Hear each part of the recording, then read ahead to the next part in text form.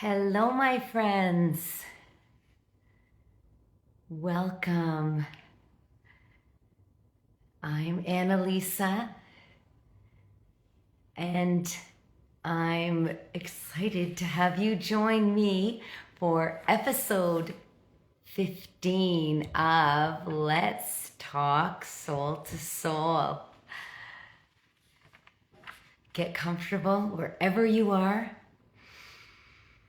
as we wait for our very special guest, Dr. Rachel Maurice, to join us. I know that she's going to be jumping on anytime.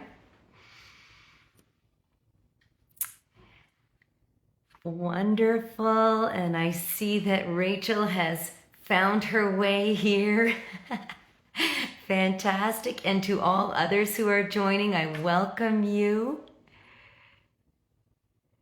There we are. Get nice and comfortable.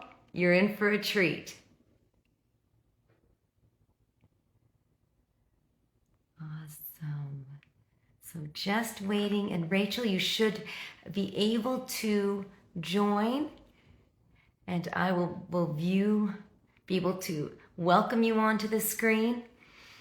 I'm using my cell phone for this. I find it's the best way when I'm doing Instagram Lives.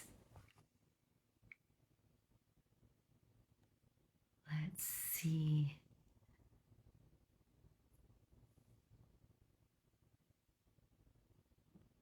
Okay.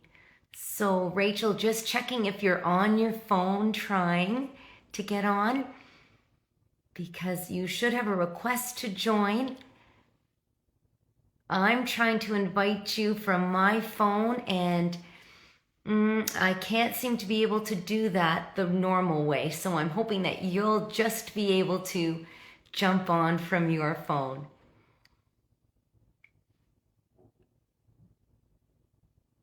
Thanks everyone for your patience.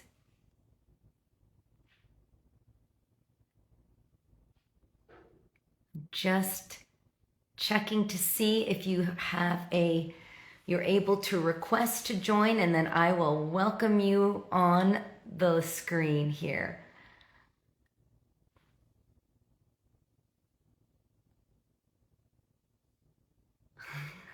This is always so exciting. This is the most exciting part. Not really.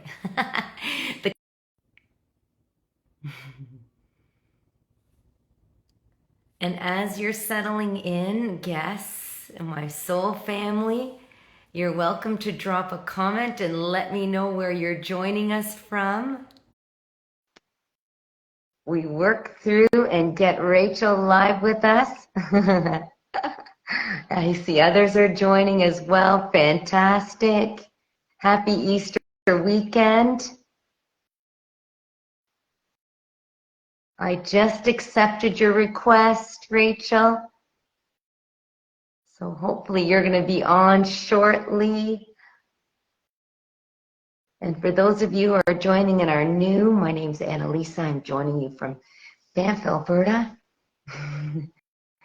I call this season Sprinter because if you look outside my window, we've got some snow falling here. I'm not sure if that's what you're looking at. All right, so Rachel, I'm hoping that you are seeing that I've accepted that request and you're able to just join now. Go live. Yes, it's going to happen. I don't believe you're that far, Rachel. I feel like you're in BC somewhere. Yeah. Hi. So I was trying to do it from my computer. Yeah. And I couldn't see anything. And then, yeah, anyways, I only have half the battery on my phone. I might have to go inside halfway through, but No problem, Rachel, no problem. You're outside on your balcony or patio? Yeah, on my patio. I try to do everything if I can on technology. Well, I try to be outside as much as possible, but especially on technology. So yes. Well, Rachel, I was just showing everyone I'm as close to outside as I can be. still have the snow there. Yeah. Well, I welcome you, Rachel. Thank you so much for Oh, joining. thank you for having me. It's a pleasure to It's be here. such an honor, honestly. And this is episode 15 of Let's Talk Soul to Soul, Rachel. Okay. It's pretty incredible. Well, yeah. I'm so grateful that our paths have crossed. Me as well. You know, and I'm going to give a little bit of background just to fill in the picture for you and for others who are here. This is a soulful adventure for me, I call it. And I'm welcoming you into my heart, into my home, as we gather to create this, what I call a sacred space for us to connect, yes, energetically. I mean, I know it's not in person, but I truly believe that there is great healing capacity and power with these gatherings and being in a place where our voices are heard fully and freely without restriction, which has been so important. And the intention is to really shine the spotlight on the journeys, the messages, the missions of everyday people like you and me who are discovering and blazing a soul-aligned path forward so that you can live true and free no matter what's going on and spark that possibility in others. It's wonderful. It's beautiful. That's my intent. That's my intent, because this limitless energy, this healing of hope, of possibility in our own lives and beyond, is what is generating the light in the world, what is bringing about the change. But what I've learned is that in order to live true and free, I had to change the way I was seeing things and doing things, that unconventional path that I know that you've traveled.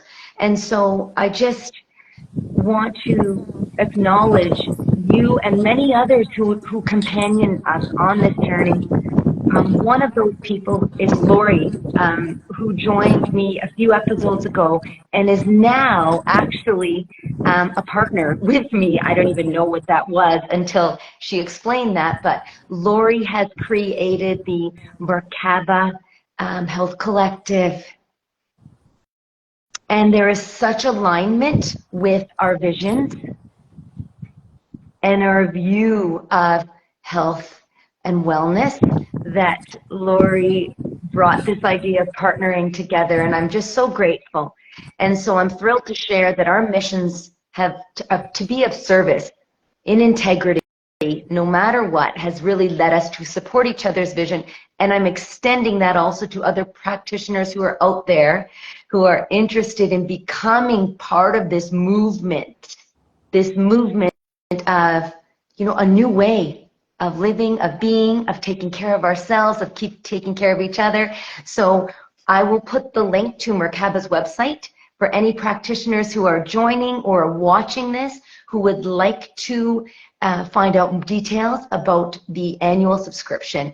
There is a discount code, a promo code for joining. So I just wanted to share that now, and how beautiful that it is you, the Unconventional MD, who's joining me today.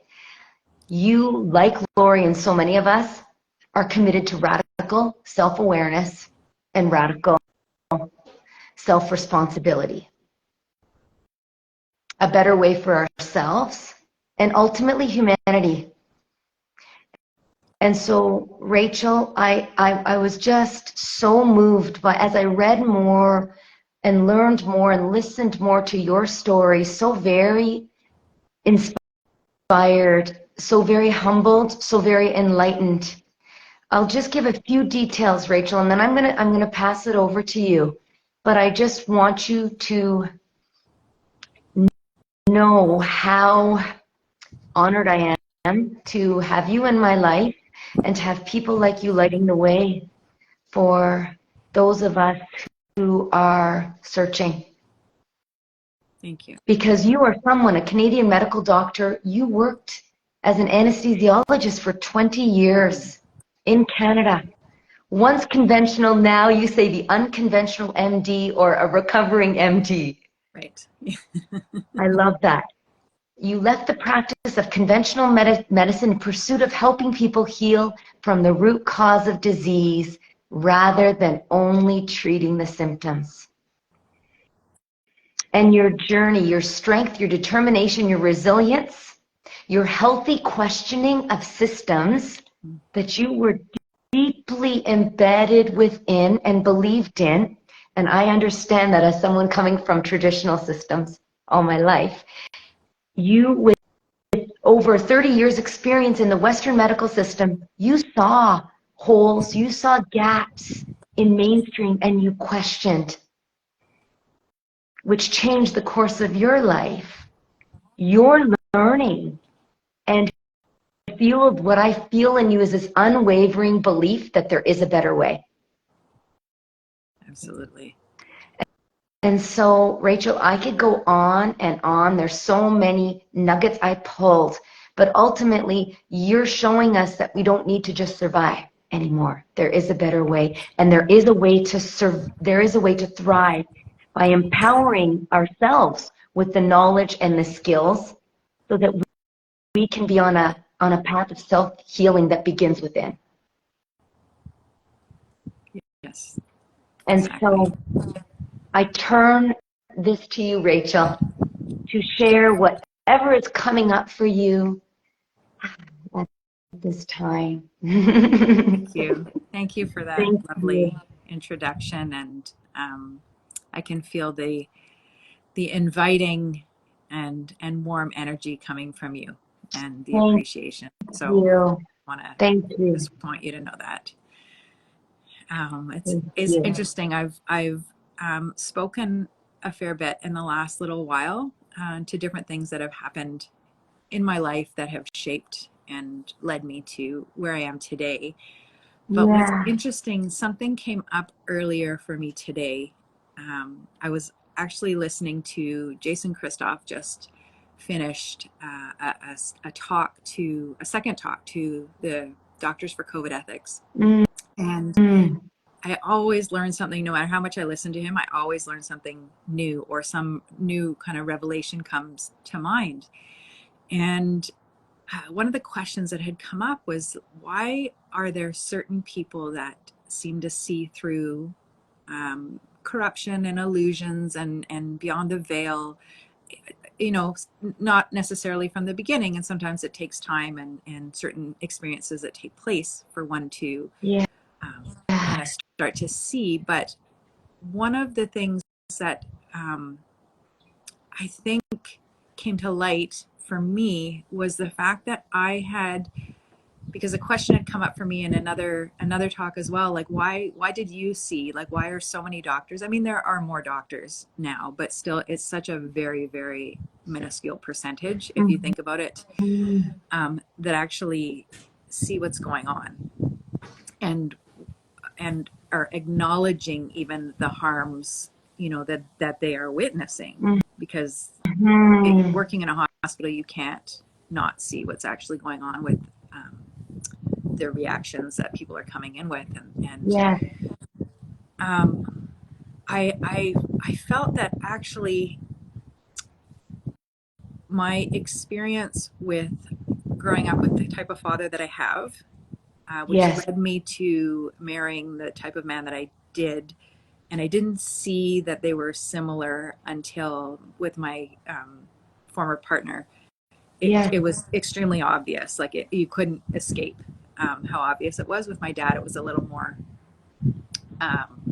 subversive maybe. Mm-hmm. But I think because of all the times and experience that I had with my former partner, and I was able to break free from that, I Mm-hmm. think I saw all the stories that could be woven that were untrue. I saw sort of the control Mm-hmm. that certain people can have, Yeah. over others. And I think because I experienced breaking free before all of this COVID stuff, Yeah. it helped me to see through things earlier on. and realize also that there are people that have this I don't know if it's desire, ability, power over others. And I was starting to release myself from those shackles, and so I obviously there was no way I was going to go back to that, to the at least to the degree that I was aware of. So it was just something that actually came up for me this morning, which was I found interesting because I hadn't thought of that before. Yes. So interesting when we actually stop and question without judgment, with compassion, our stories or whatever. Do you know what I mean? There's that openness to dive in a bit, without expectation of trying to solve anything. It's just that healthy inquiry, which I think is so missing, and which was so missing during those years of fear. Yeah. And so for me,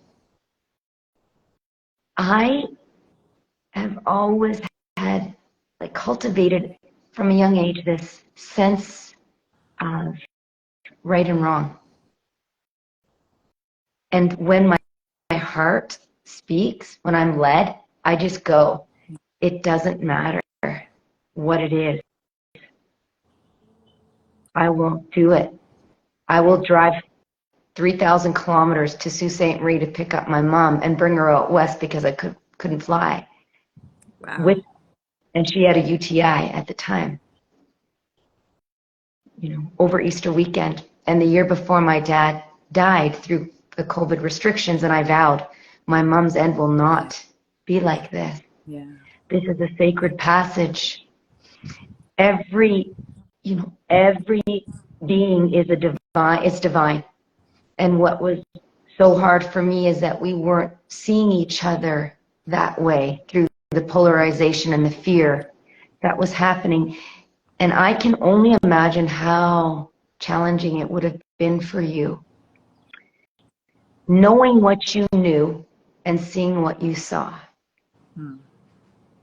Well, so it's interesting. Another thing had come up as well, and I think that there's something that's been going around sort of on social media, a statement that Robert Malone said. He's not the first person to say it, but I think that it's become more public because someone like him has acknowledged the fact that the more education you have, the higher level of education, the easier you are to indoctrinate. And I fully admit that I was completely indoctrinated. And I've had conversations with some physicians who are not practicing traditional medicine and haven't been for a while, and who see what's taking place. And we've talked a lot about the trauma that occurs with our training and within the system, even while you're finished and working, as well, the patients that are there, but the people within who are training you. And as you come up as whether you're a medical student or resident or nurse, or anyone in training, there is a level of trauma that has become normalized in the system. So when you first enter, it is a shock, but then all those people who are steps ahead of you basically take you under their wing and say, no, it's okay, this is just the way it is, this is your rite of passage to get through. And you start to become a little numb to it, and you start to think of it as almost like it's almost like trauma bonding, right? There's a sense of community within the system, like they know exactly what I'm experiencing, and so there's this commonality and this bond really that happens, which it really took me leaving the system and being, in a sense, forced to break that bond to realize what exactly had actually taken place. And other people kind of, if you had asked me you know, 5, 6, 7 years ago, what I thought of chiropractors, or, you know, and I say this just, I am being completely transparent here. We were, whether this is a word or not, I don't know, enculturated. I sort of feel like Yeah. we were enculturated Mm-hmm. to Mm-hmm. really dismiss and minimize and, like, dismiss is a really good word Yeah. to use. You know, any other form of beneficial therapies or Yeah. modalities for healing, whether we knew anything about it or not. It Yeah. was really passed along by, again, those of us who trained us and just the people that we were around. And you know, it's interesting because um, I've never really been a patient of the system. I saw what Mm-hmm. took place as I was training and felt that I Yeah. do everything in my power to never have to access the system. But Yeah. um, having been in the position where I was not taking the shots and still working until the mandates came in, watching and being in the environment where my colleagues, like, literally, I'm in a community hospital, so we all know each other very well, right? We know each other's Mm-hmm. lives inside and out, families, friends, you know, deaths, births, all that kind Yeah. of stuff. Yeah. And to hear these people that I know, um, anesthesiologists, surgeons, the nurses that have always been so much more open than the physicians that I've worked with, Yes. really, really attacking and being, not even like judgmental would be a tame way of Yeah. saying it, Yes. but really um, wishing harm Mm. upon people Yeah. um, who who you know weren't complying, Right. who weren't going along with the narrative and with public health and quote unquote to doing their part. And you know, I was one of, in the operating room, I was one of three, but there were actually two other anesthesiologists, surprisingly. There were three of us who Wow. kind of knew what was going on. The other two were men, and they ended up taking the shots. Right. But, Right. you know, the three of us were really ostracized. And Mm-hmm. I actually was at times really fearful of you know what the others could potentially do based on what they were saying and how they were behaving. And so Yes. you know that really opened up my eyes to the power of the Yeah. group, the power of division, Yeah. um, and it really can happen. It can happen in any kind of scenario. Like, you know, people bring up World War II and Yeah. how everybody talks about, well, you can't compare this to World War II, Mm-hmm. and it's not the same, and that would never happen again. And it's like it's happening. It's right in front of your eyes, and you're participating in it, and it's just unnoticed. Yeah. It was dumbfounding for me. I could not understand. And the more I tried to understand, the more I got on the attack in trying to prove. I couldn't believe it. I had my background is I was with the education system for many years, 14 years in a principal too. And then I worked with the immigrant community. I work with foreign workers and people from all over the world. And for me, dignity and compassion, no matter what age, stage of life, no matter what your status is, from vaccination to immigration, it doesn't matter. I couldn't understand. I couldn't understand. I was never taught these ways. They weren't planted in me as a child or cultivated throughout my various careers, which were a springboard for my soul work. There were no limits until what came down, these mandates. And it was like threats, bribe, coercion has nothing to do with living in Canada and our fundamental rights. And coming from an immigrant family, my parents, I knew the sacrifices that were made on a personal level, and then working with thousands. And you put yourself in positions of sacred trust. Some of us, that's our calling. For people like us, that's our call. Sacred trust is something maybe some people don't understand, but I know what that means. And that means standing in the light of truth no matter what. No matter what. I couldn't understand. And so for me, Rachel, I've had to put my boxing gloves down. And I did a lot of the inner work in putting myself through like a coaching program.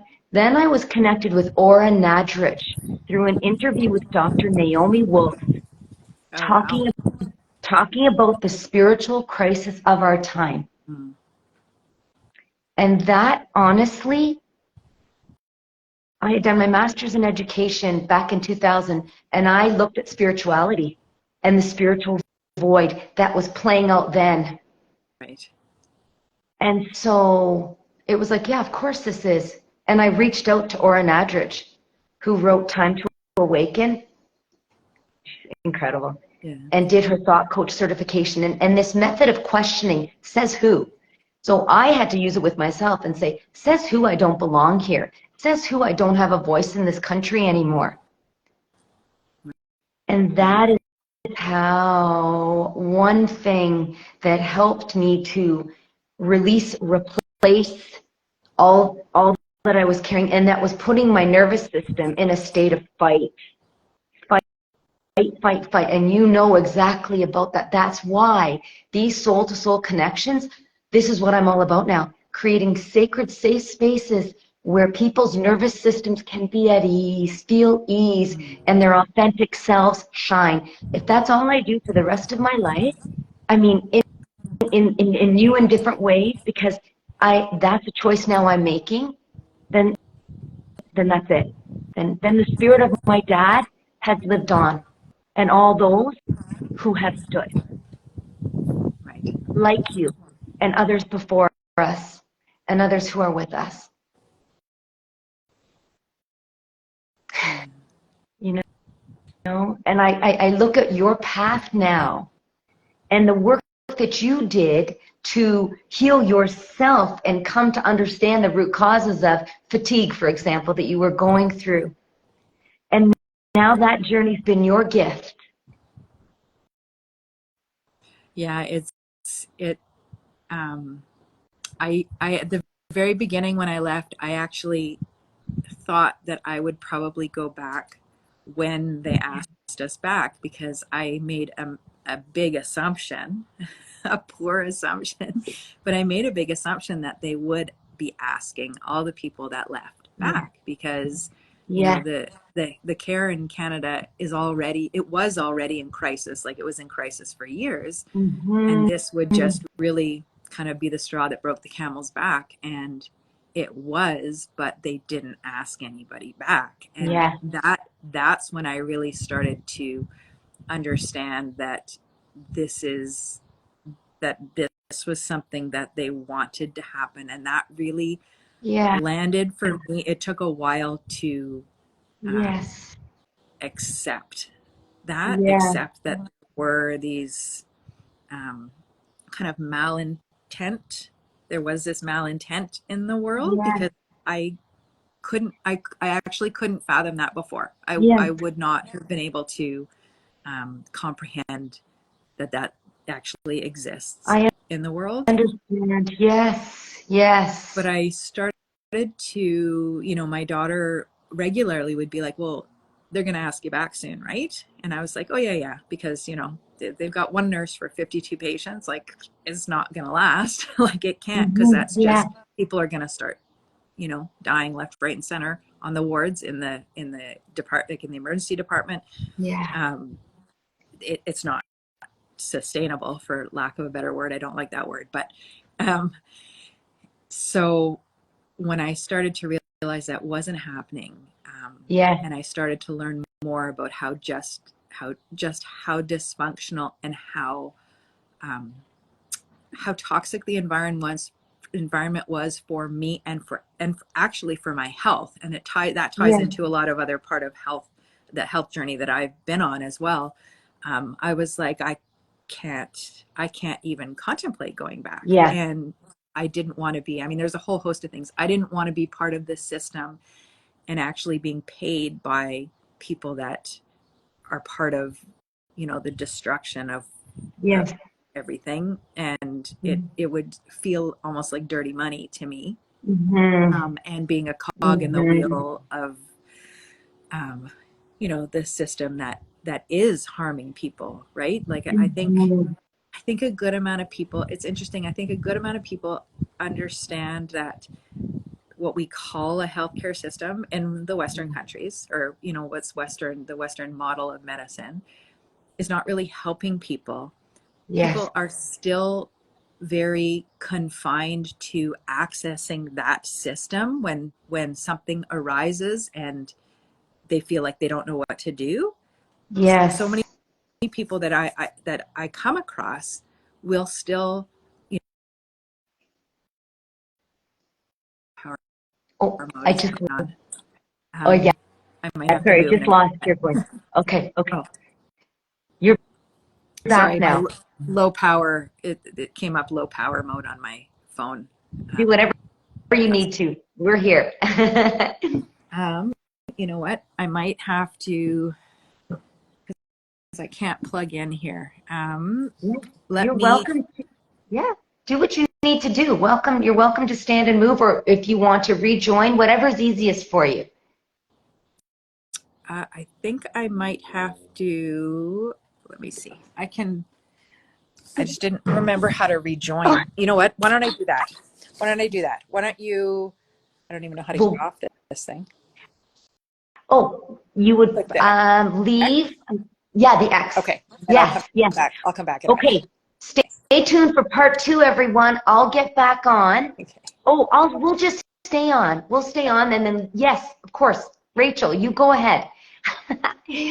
And I see some others, our soul family. More of you have joined. Wonderful. Oh, thank you for the message, Lori. Thank you both for your courage. Very much appreciated. And the same back to you. I'm sorry if I've missed any other comments, if anything's come in at all. And a big thank you, Lori. You weren't on at the beginning when I spoke of our partnership and how honored and thankful I am that, you believed in my vision as I believe in yours.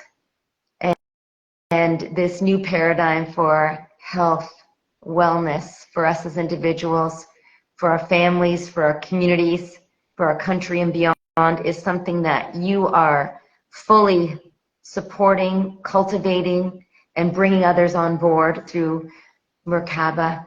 And I will include, for those of you who have just joined, a link to Merkaba's website and code for an annual practitioner subscription that you are free to access and to use, and encourage you really to spread the word, because these conversations, these soul-to-soul conversations are with people like Lori, like Rachel, who have said, you know what, there is a better way.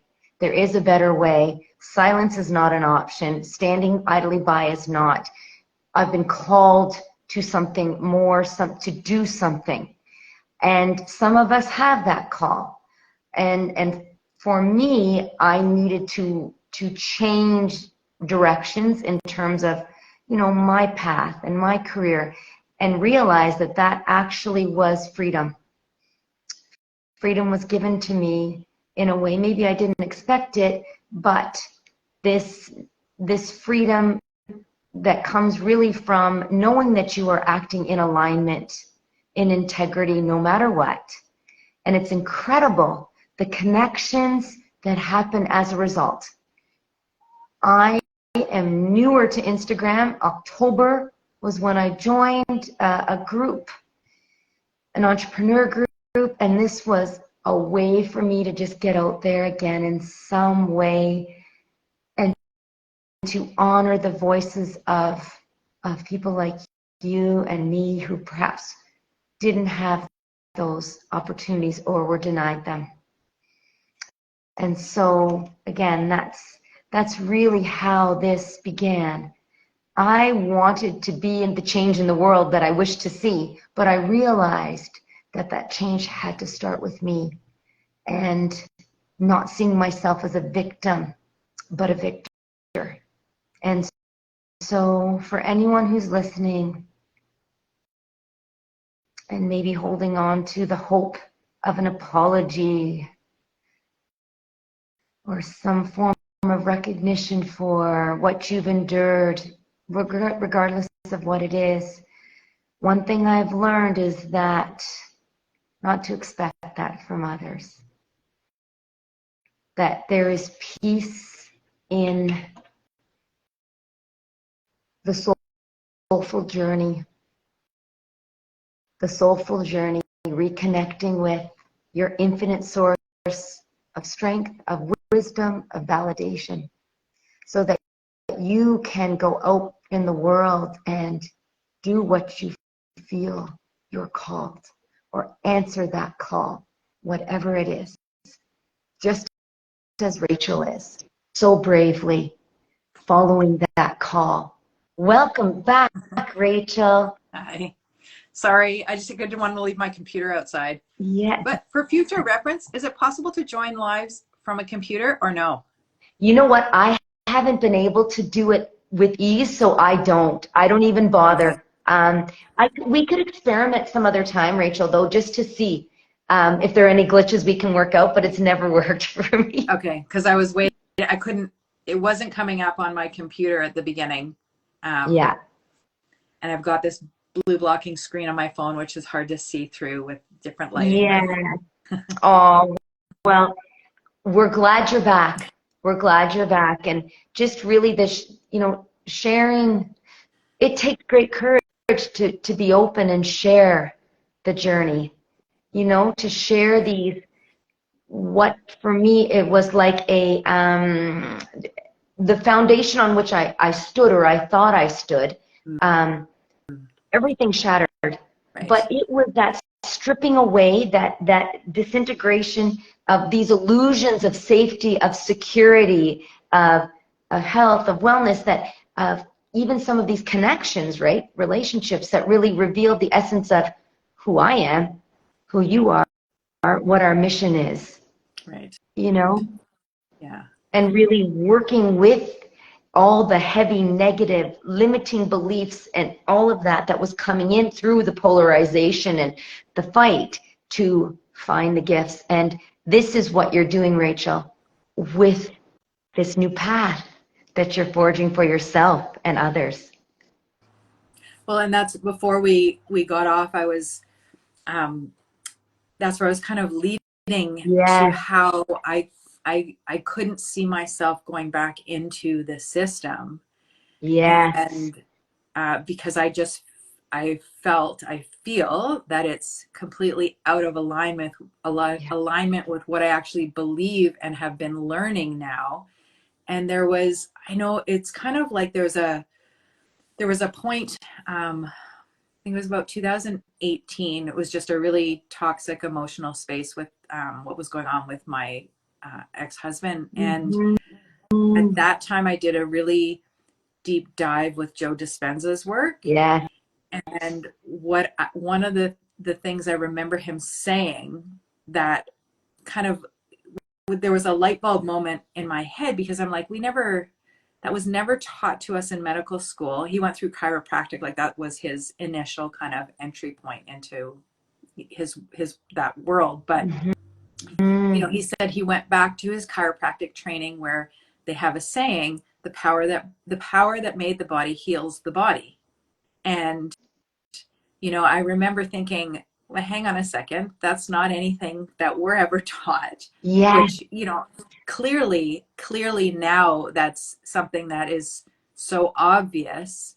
Yes. And even if I go back to the learning through the traditional, the education system I had in medicine, if I had made the connections myself, because the connections were definitely not made for us, but I Yes. could have put some things together myself, which I just didn't, because there was, I think there's it's intentional, but you're so busy. You're so Yes. busy, you're sleep deprived, Yes. you don't eat as well as you could be. So your brain just isn't functioning at its optimal level. So yeah, that was a real turning point. So to think about going back into a system where, most people know it's a band-aid approach, and people don't really get better, but I would now actually go as far as saying that it actually makes people sicker. Mm-hmm. I Mm-hmm. know that when I was in the system, and a lot of the, there were a lot of complications that happen, right? Any procedure that's done, any medication that's given, anything that you do to someone has the Mm-hmm. potential, right, Mm-hmm. for a different outcome than the one that is desired. And complications happen, and that, um, you know, there is that thing called informed consent, which is Yeah. supposed to happen. Mm-hmm. And, all doctors know that that's supposed to take place.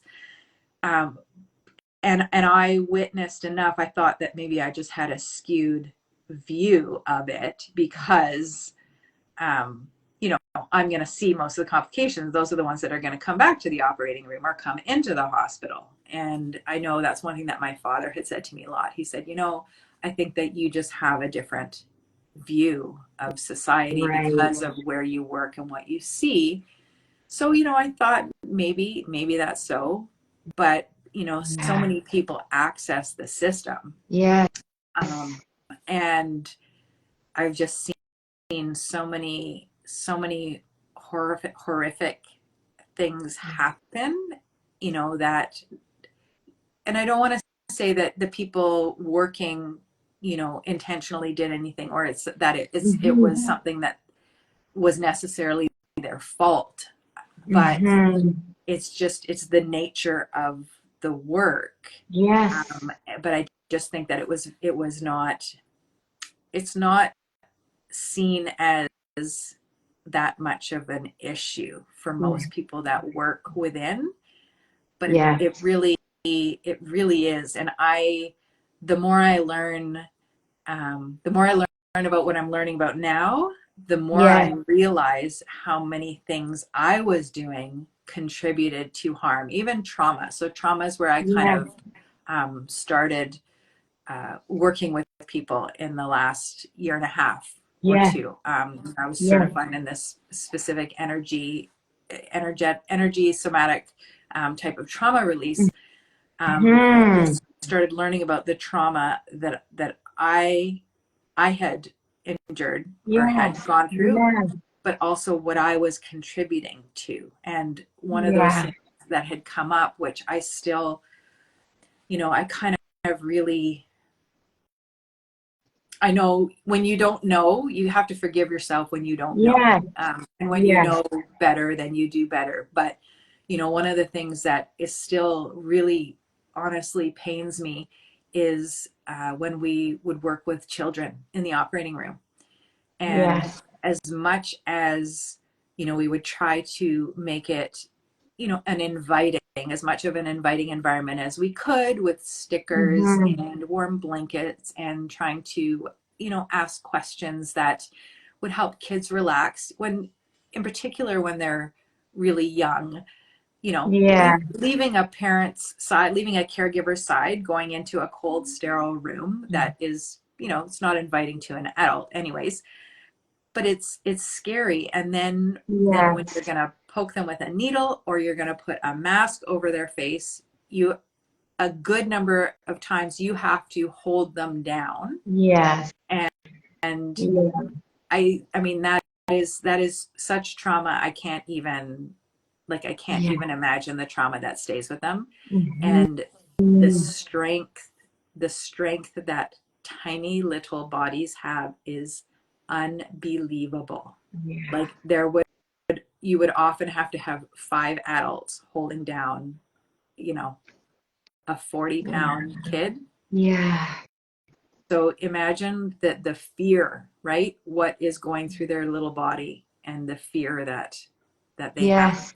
And Yes. you know, it's not uncommon. And so for me, I just, you know, in certain cases where there's emergencies, then Hmm. yeah, I kind of feel like if you're going to save someone's life, then there's a trade-off, right? You don't really have a choice in that Hmm. regard. But Hmm. knowing what I know now, in, for example, getting tonsils removed, right? Yeah. Do kids need that?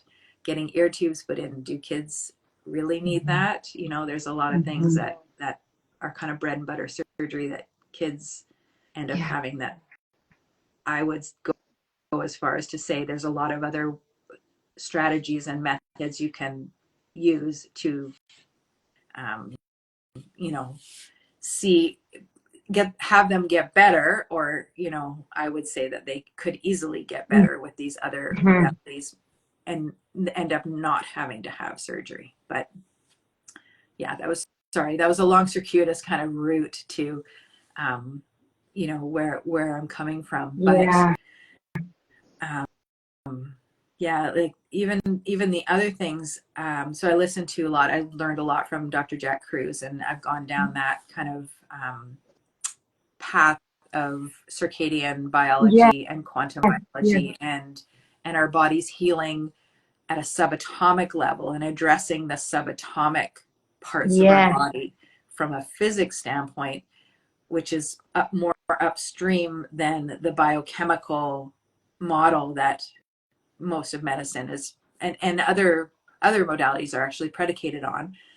But Hmm.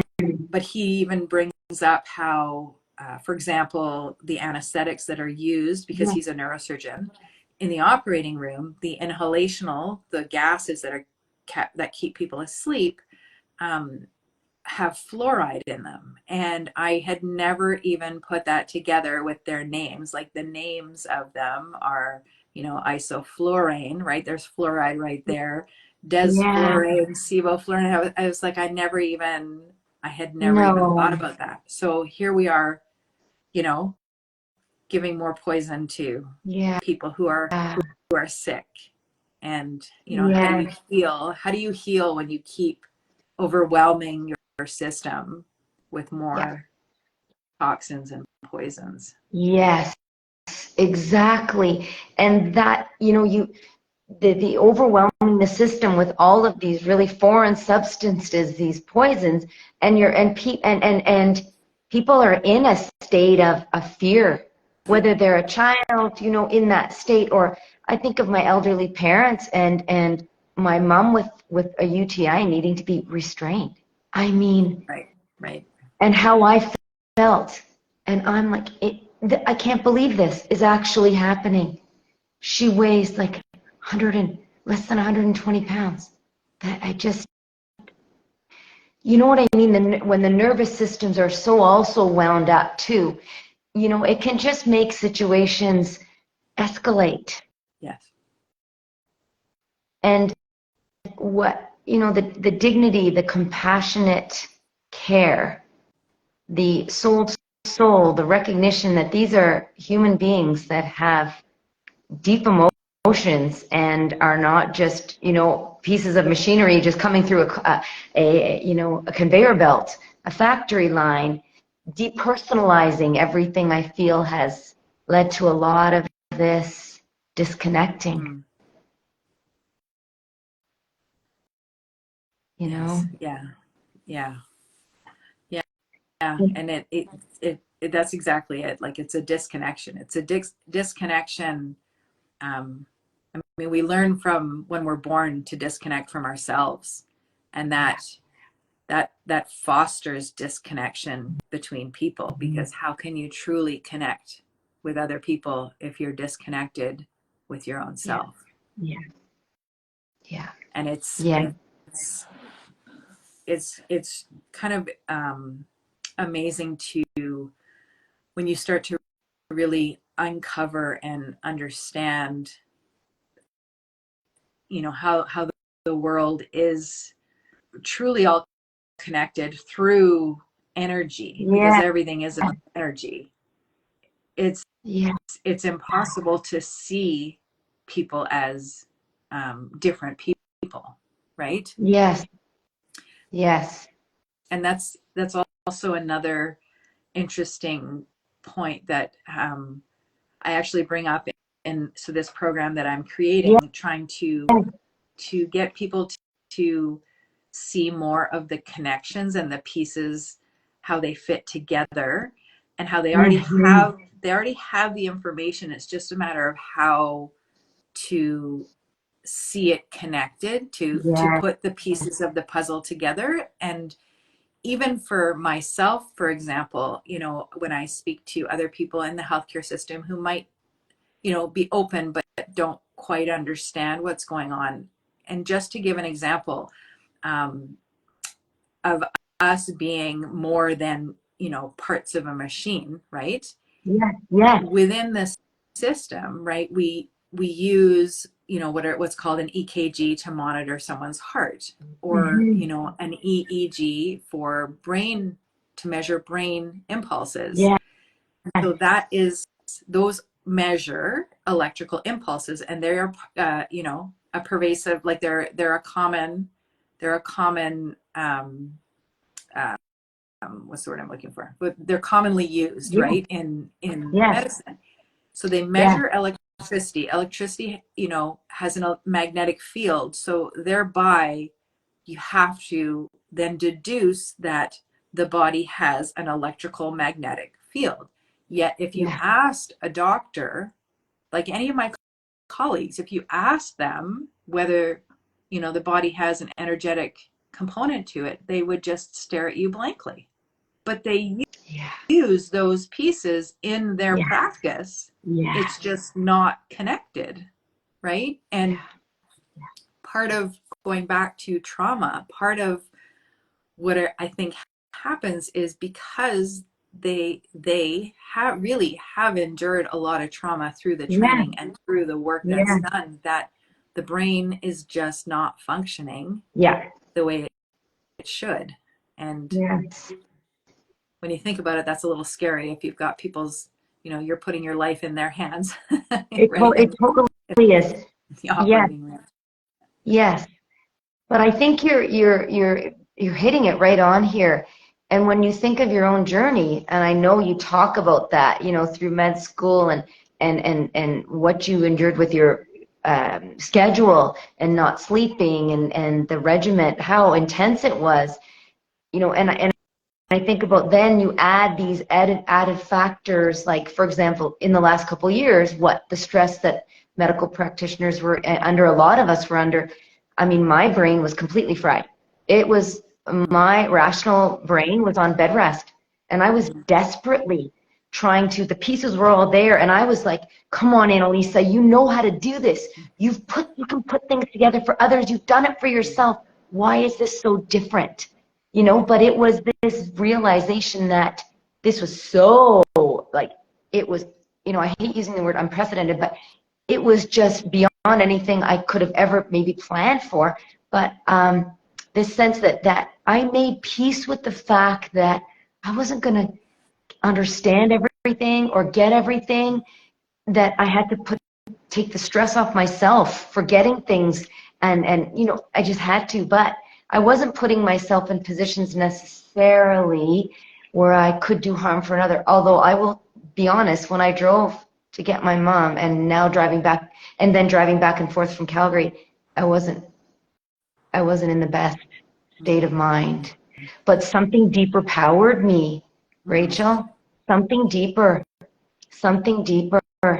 And that's all. That's the only explanation I can have for it. But removing ourselves from these environments where, when you see, you can't unsee what you've seen, Mm-hmm.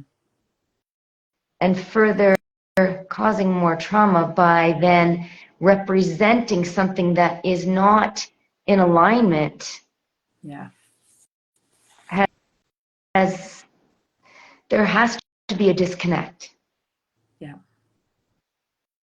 And even just an example, like that I actually hadn't thought of until someone was asking me about what had taken place some years ago. But I know when I was going through my divorce, it was like, it really was the most traumatizing thing, I would say. It was even more traumatizing than the medical system for me. But I was at a point where, like, there was a year that I couldn't eat. The only thing that I could stomach was actually Dairy Queen Blizzards, which obviously is not good for you. Yeah. But I gave myself an ulcer, and at one point I had like reflux so bad that I got esophageal spasm, and I thought I was having a heart attack, and I was 35 years old. But what was interesting was someone else was asking me a bunch of questions and said, well, maybe, do you think maybe you have reflux? This is before I even thought about it. But I literally had classic textbook symptoms of reflux. And I could not put that together in my head. Yeah. Because of the state of mind and the state of my body. I was under so much stress, my brain was not functioning. Yes. And that's just a small thing, right? Yeah. So imagine people trying to make other more kind of critical decisions. Mm-hmm. Mm-hmm. Yeah, I can't imagine. I can't. I really can't. And so you've arrived at this place now where you're offering people hope, because these systems that have failed us in so many ways, it's easy to get stuck in that dark place Yeah. of helplessness. Yeah, it is. And it was a journey. These years obviously have been a journey for everyone, but I've kind of gone through, spending a lot of time down these rabbit holes of what's wrong, and uncovering more and more and more, and in being in disbelief, and Yeah. um, sort of feeling maybe despair at the future. Yeah. Yes. Oh, yes. But Mm-hmm. luckily, there have been groups and pockets of people that I've been following that have helped me start to realize that I need to put that, I don't want to say completely behind me, because Mm-hmm. I still want to be informed of what's going on. Yes. But at the same time, Yes. I need to focus my attention forward and Yes. in a creative space, if that's Yes. what we want to actually have happen. Because, like everybody listening to this knows, I'm sure, that where you put your energy, that is what's going to grow. And Yes. so, we don't want to feed the other side of things. So we Absolutely. we want to be surrounded by people that are going to put, forward motion into Yeah. loving energy and Yeah. creative space, and build for the world that we actually want to live in, because we've been sold that we don't have any power yet. Exactly. Our power has just been controlled and harnessed for the people who want to use it a certain way. So once we Yeah. just take back that power and say, no, we're going to use this power, and in how we want to use it, we absolutely can create what we want. And like Charles Eisenstein says, a more beautiful world Yeah. than we imagine. I think that's what the book is. Yeah. Um, You that's right, Rachel. I want to tell you, mentioned about someone had commented, by design, keep us sick and powerless, but you're absolutely, you're transforming that, right? And we have that power. Sorry for interrupting you. Keep yeah, going. yeah. No, that's fine. Yeah, so for me, what really feels like it's just becoming more, and like more, I say more stronger, that's not the correct English, but what's becoming stronger, and Yes. just more, um, yeah, it's the word I'm looking for. Just more, it just is more deeply ingrained in my Mm-hmm. thinking and my, Mm-hmm. because it's not even believing, it's actually just a knowing Yes. that Yes. Our body is designed to heal. Like we are a Yes. self-healing machine. Like Yes. a being. We are a self-healing being. We are always Yes. renewing, right? We are always um, everything is being renewed, everything's being repaired, regenerated on a regular basis, and it's just a matter of the fact that we have to learn to support that environment, support the repair mechanisms, and Yes. remove as much as we can of the toxins, which is difficult. Like it's not easy. Yes. It's actually, it seems insane that it takes a lot more work to be healthy in this world than Mhm. it ever used to be. Yes. But Yes. I think that it is possible. And that for me, what my learning has, led me towards is really, really supporting the natural state of the body and the natural Yes. tendencies. I mean, when you think about it, that we've got 100,000 reactions that take place in every single cell every second. So Yeah. how is it possible that we could actually know more than what's going on inside of us? We just couldn't keep up with it. No. Um, and so for me, I think it's actually great to, like, I'm not someone who's going to go run a bunch of lab work because, I mean, there's faults with, or there's inherent faults with lab work, Yes.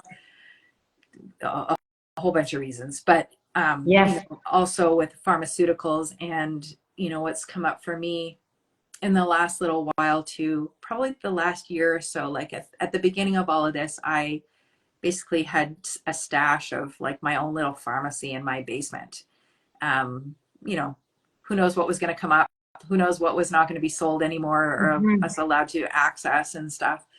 But at the same time, um, supplements, there's a lot of stuff I'm learning about supplements and, Mhm. not necessarily needing them, but also now them potentially causing problems. Right. And being just as a thought and putting it out there for people that it in a sense is a subsidiary of big pharma, Yeah. right? Yeah. And even just to give an example of vitamin Mm. D, that was a big topic right through the last 40 Yes. years. People who got COVID were low vitamin D and you need your vitamin D, and so everyone should be taking their vitamin D pills and loading up on them. And what I've come to learn is that when the sun hits our skin, Yeah. we actually make 900 different biologically active metabolites of vitamin D.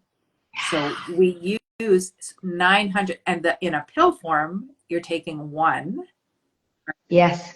So how do you know that that's actually going to benefit or even raise the vitamin D level? Because that test the blood test they do is not even the active form of vitamin Mhm. D. And again, that's a blood test. Mhm. That's not tissue stores. Like there's just um, a whole bunch of information that is uh, not even understood by healthcare practitioners and Yeah. doctors. Yeah. Um, because Yeah. I do speak to my family doctor regularly, and in a sense, it's more sort of educational and informative stuff. But I ask her questions, and she's one of the open ones, right? She was Mm. actually a midwife prior to. She was a midwife Oh, over in Eastern Europe before going through medical school, so she's got more of an open mind than right. a lot of physicians. And she's unaware of almost everything that I talk to her about. Um, so yeah, the vitamin D was sort of just one example. So, you know, I gave back all of my my vitamin D Mhm. bottles that I had, and I don't take I don't take supplements anymore. I'm trying to um, get everything that I need as naturally as possible, and I know that's not always easy. Our food system is, if the food is not grown in soil that's rich in the nutrients, the food might Mhm. not be rich in the nutrients. I'm trying to grow as much as I can of my own food, but I think that, um, like quite a few mentors of mine have said, you know, it's progress over perfection, and you Yeah. have to kind of move forward and one step in front of the other, and not look at what's missing, but look at the small progress forward. So Yeah. I think that's something that a lot of people have to, not, I shouldn't say have to, or I don't want to say have to, but I would encourage people to focus on, because, you know, 2%, you improve 2% a week. Imagine where you are in 1 year from then, right? Or Yes. 1% or 0.5%, or as long as it's forward moving. It doesn't Exactly. have to be giant leaps. Yes, and you know, you're talking about making some, what I love is, you know, you're talking about making some simple adjustments, Mm. whether it's to your routine, your sleep patterns. You know, tell us about a few of these that, you know, that your key kind of your takeaways. You know, what is one step or that someone might just be able to implement on their own? Oh, so that's what's in for me is phenomenal about the stuff that I am learning and teaching, because I'm still in you know, a mentorship program, even though I'm certified in the work that I'm doing. There's always more to learn, excuse me. And Good you know, for you. as clinical practice, you know, experience brings more knowledge. And you know, I was as an aside, I was on a talk the other day about, you know, being humbled. They invited me because my entire career, you know, having to reevaluate everything that Yeah, I'd yeah, learned and practiced. But um, you know, learning how the body works from a yeah, subatomic level allows us to actually harness, and really, it sounds so simple that it's easy to overlook, but it's yes, to harness the power of nature. And one of the biggest drivers of our biology to function is our light environment. And yeah, I had never taken any account of the fact that, you know, I we live 90% indoors. We're under artificial light most of the time, you know, since the advent of the light bulb, right? Back in the yeah, late 1800s. And there's been a steady increase in, you know, uh, modern diseases. And, you know, a lot of people attribute it to different things, but nobody's looking at the light. I shouldn't say nobody. Very few people are yeah, looking at the light. And yes, the more I learn about light, there's a lot of depth to it. Yet the strategies to implement it are so simple. yeah, And so even getting out and seeing morning light with your eyes can mhm, start the cascade of what needs to happen during the day in your body, from your hormones, your neurotransmitters, you know, all of the timing of all of the functions in your cells, your reproductive hormones, you know, the timing of what functions take place, from your, you know, thyroid function to your gastrointestinal function to, again, to your reproductive, to your, you know, hunting, the metabolism. um, mhm, there's the light is the information, and yeah, light signal through your eyes and on your skin sends it signals to your brain, which then signals to the other parts of your body what to release, what tasks to do, and when. And yes, it's really so simple, but it was so simple that honestly at the beginning I didn't really believe it. And this was, again, yeah, was coming from when I was starting to listen to Dr. Jack Cruz. And, you know, like you were talking about earlier on, you know, I've struggled with fatigue, and in yeah, particular, actually, even more so the last, well, couple of years before this past year. And so I started implementing, you know, some of the things he was talking about. And a big one was seeing morning sunlight. And within a few weeks, I was in shock, because I couldn't believe that such a simple strategy Like such a simple Mm-hmm. thing could radically change my whole energy level. Like I was trying to get off of, I don't drink coffee just because I don't like it. I never Mm-hmm. have, but Mm-hmm. I would eat chocolate for Yeah. my caffeine fix and my energy fix. And, I didn't need anything. I had given up the chocolate. I mean, I didn't want the sugar too much. I was saying, it was dark chocolate. There's got to be some benefit to it. But, um, I wasn't needing chocolate. I was not needing any food. I didn't feel that afternoon slump that, Mm-hmm. people often get, that I Yeah. used to get, that fatigue or wanting to close my eyes, midday, or often when I was driving. If I was driving for longer periods, I would Mm-hmm. I would really struggle to keep my eyes open. That just it just completely went away. And it wasn't like I was exhausted come 6 o'clock or 7 o'clock at night. It was, I mean, yes, around like 9 or 10, but that's oftentimes when we that bedtime Yeah, naturally, right, exactly. and our natural rhythms. Exactly. But that really had such an impact, and I could actually talk for hours really on Yeah. explaining the science behind it, which to me, I often find I need that. I need to hold on to Yes. that, um, Yeah. to really to actually believe it. So Mm-hmm.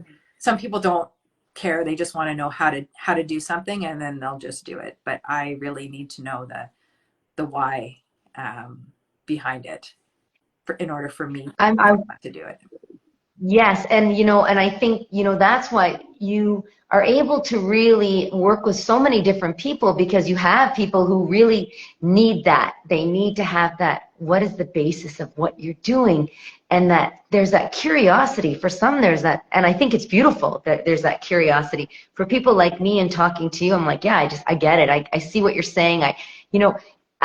But I love that combination. And I know you did a lot of focus on the mitochondria.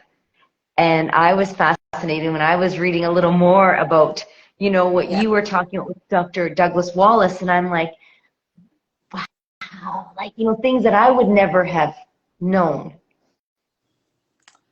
Yeah. Yeah. It's fascinating. To me, it's truly fascinating.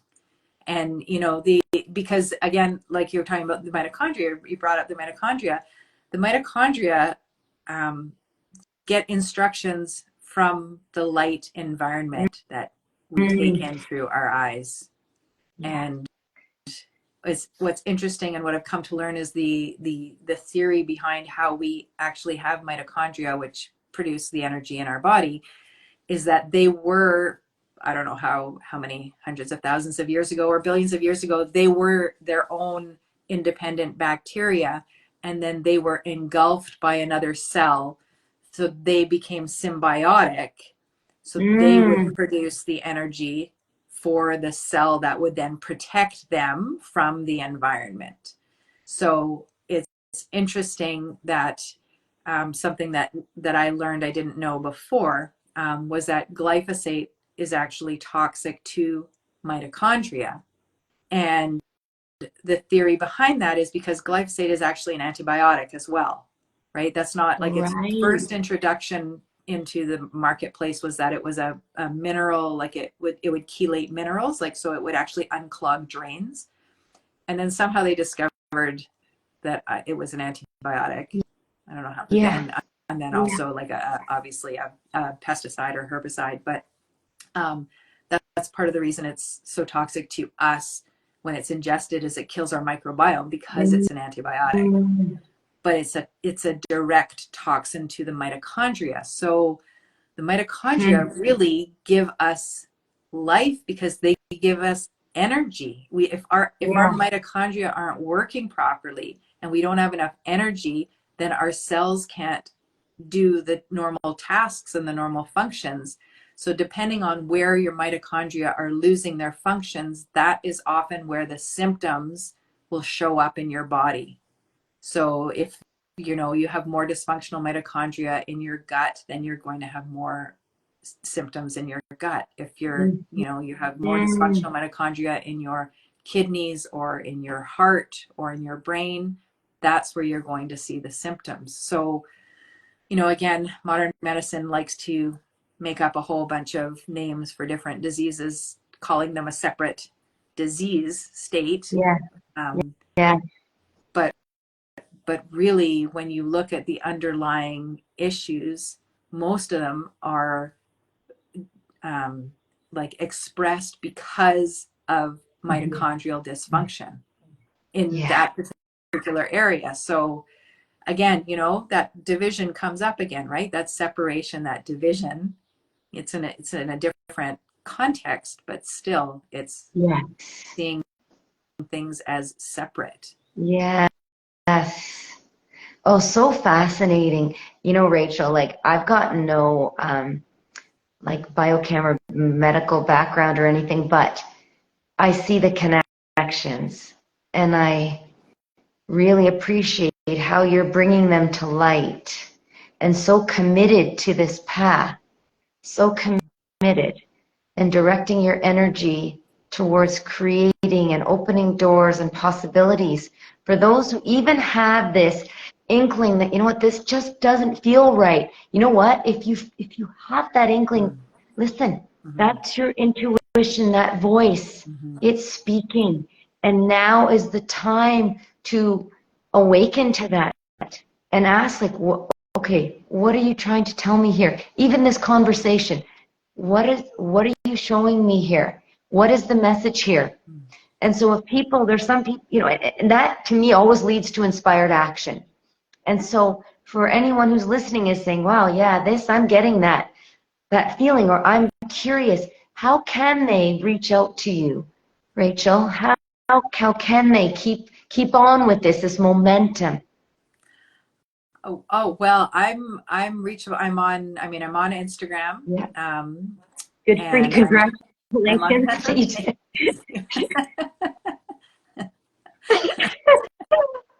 yeah, and I'm pushing through my discomfort of actually being, doing videos and reels. That's a big block that I'm overcoming. So I'm so proud of you. Can I just tell you, I'm super proud of you. And we had a bravo earlier from someone who congratulated you for being able to get back on. I'm sorry if I've missed other comments, but I am really proud of you for joining me in this conversation live and for what you're doing with that space. But I'm honored I would have conversations like with you anytime. Anytime. I just want you to know that because you have a message that needs to get out widely. Thank you. You really do. Thank you. You Well, I have I also have, so I've got my website, which is just my name, rachelmauricemd.com. But I've got I've got a freebie that a free guide that I've just created it's for 40 plus perimenopausal women to reclaim their energy and vitality without needing coffee or more sleep. Yes. But really the tips inside are for everybody, and it works for everybody because it really is targeting the mitochondria, and so it's about healing the mitochondria.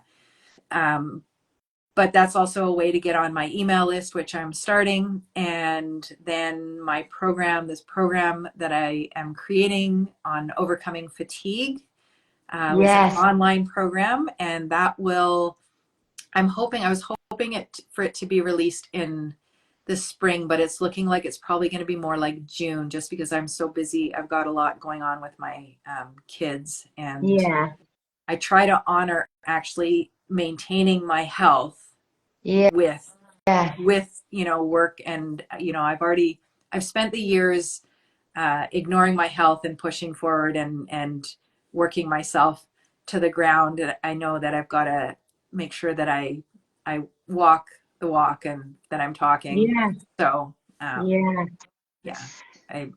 making sure I'm looking after myself as well. So I'm so glad you said that, because it's so easy to lose ourselves, especially now with this really sacred mission, this call that you have. But you are walking the talk. You are. I want you to know that. And these are the people that I surround myself with too, because that's so important that also fuels Yes. me in Yes. my own, the steps that I'm taking, and knowing that, we're never alone on these journeys, these soulful adventures. I'm going to share all this information. What'll happen, I figured this out. I'm going to add you as a collaborator. So you will have this video that you're able to share. And if you use any editing technology, or maybe one of your kids can help you, you can even snip out segments. I don't have kids to help me. And my husband is tech phobic here. So I'm finding other ways around everything. So I'll send you that, but for all of our soul family, everyone who's viewing, you'll see in the write-up, I'll include all of the links to find you.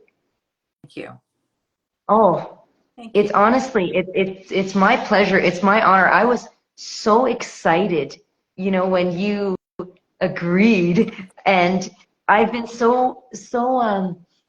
it's like a heart massage for me. I'm going to tell you, I call myself a heart masseuse because all of the anger, the resentment that was building a fortress around my heart, that was corroding me from the inside, that was keeping all this energy within me, I was unrecognizable to myself. Mm. And so but conversations to me are just fundamental. They're so fundamental. Yeah. I just couldn't understand why they just couldn't happen. But they are like heart massages. Yeah. And so that's why I keep doing what I'm doing. I don't even care if anyone's on the live. Right. I feel like I'll create that energy of community, and you just never know Yeah. what it will spark. Yeah. We just never know the Yeah. possibilities within ourselves and beyond. Yeah. And I just want to thank you. Oh, I want to take a moment and first honor you for your journey, for what you have endured, for the lessons you've learned, unlearned, and the gifts that you're bringing to humanity. mm. I thank you. You as well, Annalisa. You have you shine through. I mean, it's on technology. It sometimes feels hard, right? But I mean, it's clear Yeah. that your energy is so bright and so warm and inviting and supportive, and so I appreciate that immensely. Oh, I want you to know, and I want everyone to know that regardless of how you feel on the outside or inside, your pilot light is still on. Mm. And a client of mine said that to me. Mm. I was walking in town and she was on the bridge. We were walking on opposite sides. I went to say hi to her. And she knew that I was struggling with everything happening. You just know. With some people. And she said to me, Annalisa, your pilot light is still on. Mm. But you know what? I know that I was designed for it not just to be on. Yeah. We're not here Yeah. just to survive. We're here to thrive. Yeah. And this energy we're creating is going out now. This energy of creation and possibility. And Yeah. so I thank you, and I thank all of you who have joined us for this Yes. Thank soul you. to soul, Thank soul you. brothers and sisters. More to come. If there's one last thing I just wanted to Yes, share, that please do. it just reminded me when you were talking about your heart and you called it, a heart massage, and your heart, Yeah. you felt that it was being, covered before, and I don't know, maybe it hardened. Yes, I don't know what you mean by, absolutely. but I Absolutely. know I had no idea that that's what was going on with me as well until I actually went to a Joe Dispenza week-long workshop in Portland, I think it was, in July of 2019. And Yeah. he does these guided meditations. And one of the meditations is the energy centers, which he uses those terms to not turn groups of people off by using the words chakras. But in any case, Yeah. through the meditations, he was the first person that for me, when I started meditating with his methods, I could literally feel the energy in the different parts of my body. And so working through the different, centers, I could feel the movement. And then suddenly we got to the heart and it was like, there was nothing there. And it stopped me in my tracks. And I was like, why am I not feeling anything? And then in my head, I'm like, oh my God, I'm broken. There's something wrong with me. What's wrong with my heart? There's like literally, I had so much energy and then it just stopped. And, thankfully, because he's such an engaging person and does so much teaching, later on, he talked about how, a lot of people are blocked in the heart. And, when there's pain and hurt and, that comes up, then people start to put layer upon layer upon layer over their heart. And then it starts to cover it up and you start to become numb. And it's all about learning to peel those layers back and allowing, the feeling to come back. So that I started obviously working on that. And that was 2019. And, I just wanted to kind of reiterate how just you bringing that up to reiterate to people and kind of, I guess, remind myself that Yes. the power of the heart, like I don't think it can ever go away. It can be dimmed, right? But I Yes. think that when you pay attention and you become aware that that's taking place, Yes. you can take steps to peel those layers back and allow your heart, because your heart actually has its own nervous system. So it can make its own decisions. That's why we have heartfelt decisions. It has memory. It has its own memory. It actually has been shown through the Heart Math Institute Yes. research that it can detect information prior to your brain detecting it. So, I mean, there's a lot. I don't want to continue to kind of, but I just wanted to bring that up. Like our heart is more powerful. It has more energy and more power than our brain actually. So I believe that. That's why I'm here. yeah. Maybe we'll have another conversation just about that. More to come. Thank you. My friend. Thank you all at this time of, the Easter season and ushering in new life and hope and possibility that comes from, right? Often a metamorphosis, and comes through periods of change, cocooning and flourishing. So until next time, many blessings to all of you. And we'll get this recording out so you can share it, please, to all who need a heart massage. And thank you to everyone who's listening as well. Thank you. Yes, absolutely. I see Our you there, soul Rox. family. I see Rox there too. Rox, I worked with Rox for Oh, as long as I've been in Kamloops. Yeah. Oh, wonderful. And you're based right now, Rachel, out of Kamloops. where? Kamloops, Kamloops, BC. that's where you are. Okay. Yeah. Oh, and some beautiful comments. What a delightful time to spend time with both of you, authentic ladies. Thank you so much, all of you, and let's keep in touch, soul to soul. Okay. Have a good Ciao, day. my friend. Bye-bye. You too. Thank you. Bye-bye. We did it.